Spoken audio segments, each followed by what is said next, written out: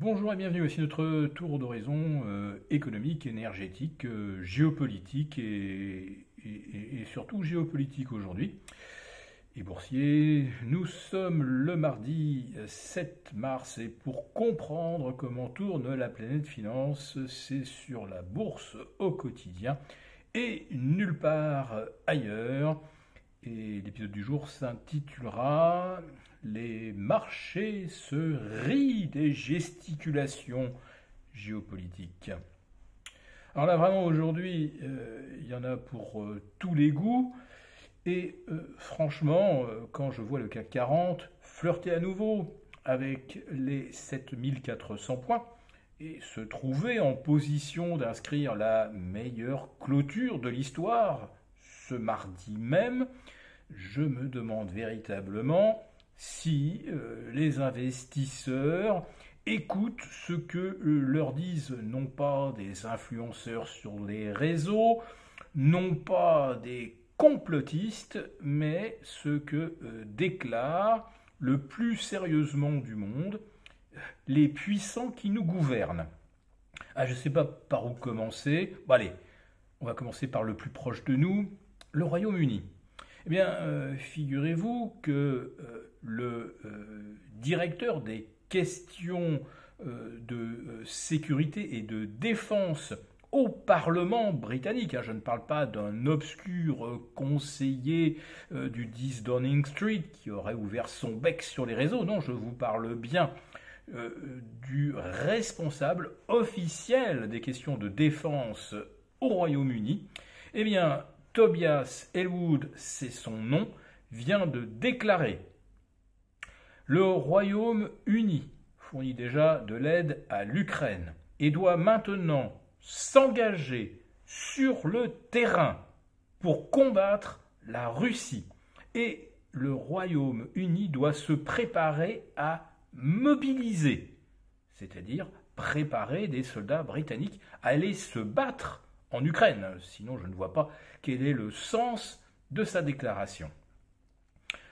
Autre déclaration, là aussi on peut dire d'un vrai personnage officiel, il s'agit du patron de la marine américaine et patron des services secrets liés justement au fonctionnement de la Navy, et qui vient de déclarer que la Chine est au XXIe siècle la pire menace pour la paix dans le monde et que les Américains sont complètement désinformés sur les efforts militaires et le danger que représente la Chine, qui effectivement a bien renforcé sa présence en mer de Chine et qui évidemment met la pression sur Taïwan.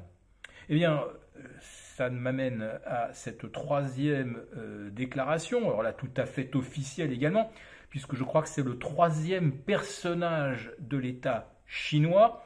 Il s'agit du ministre des Affaires étrangères, l'ex-ambassadeur de Chine aux États-Unis.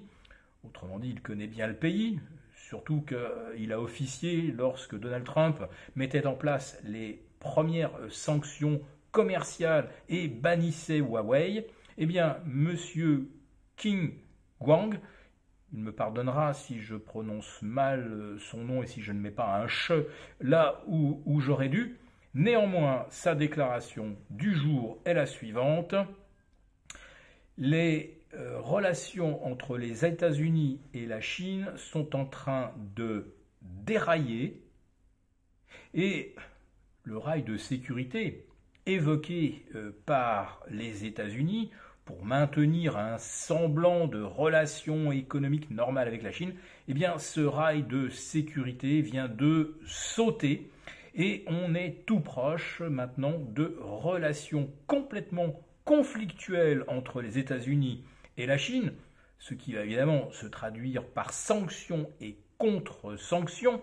Alors s'il y a des sanctions américaines, évidemment l'Europe sera sommée de s'y associer, comme contre la Russie.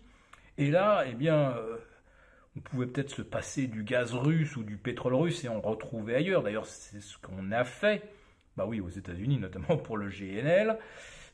Mais là, si la Chine cesse d'exporter des métaux raffinés, du lithium, la Chine en raffine 60% de ce qui est consommé dans le monde. La Chine produit 90% des cathodes. Vous savez, c'est ce petit composant d'une batterie sans laquelle la batterie ne fonctionne pas. Donc la Chine, c'est 90% de la fourniture mondiale de composants de batteries. Je ne parle même pas des métaux qui les composent. Là aussi, la Chine a le monopole presque total du raffinage. Donc, si on va bien vers des sanctions, imaginez les pénuries qui pourraient en résulter. La Chine pourrait carrément mettre à l'arrêt complet les économies occidentales. Et pourtant, on est en pleine escalade verbale. Donc, les marchés qui approchent de nouveaux records absolus, manifestement, prennent tout cela pour de la gesticulation, alors que lorsque vous avez un officiel britannique qui vous dit qu'il faut rentrer en guerre avec la Russie, bon sang, je ne sais pas ce qu'il faut pour faire courir un frisson glacé sur l'échine des marchés. Eh bien, pour l'instant, tout glisse comme sur les ailes d'un canard. Si cette vidéo vous a plu, n'hésitez pas à nous mettre un pouce. Rendez-vous demain avec les abonnés des Affranchis pour notre live. Connaissez-vous la seule monnaie qui est structurellement obligée de monter? Petit quiz. Ce n'est pas une crypto-monnaie, ce n'est pas une obligation d'État, ce n'est pas une future monnaie numérique des banques centrales, non. Cette monnaie est simplement l'actif que toutes les entreprises du monde entier vont devoir s'arracher pour pouvoir continuer de fonctionner. Et alors que l'investissement sur cette monnaie est normalement inaccessible aux particuliers, aux publications Agora, nous avons déniché un moyen ingénieux pour pouvoir en profiter. Se positionner sur cette monnaie aujourd'hui pourrait bien vous permettre de multiplier votre mise par 10 dans les mois ou les trimestres à venir.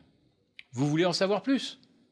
Je vous révélerai tout ce 12 mars 2023.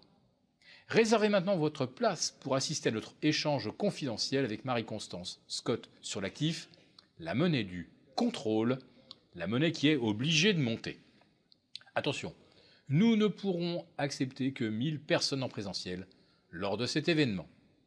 Alors, cliquez maintenant sur le lien en description pour réserver gratuitement votre place et assister à notre échange confidentiel ce dimanche 12 mars à 18 h. Merci pour votre attention et bonne fortune à vous.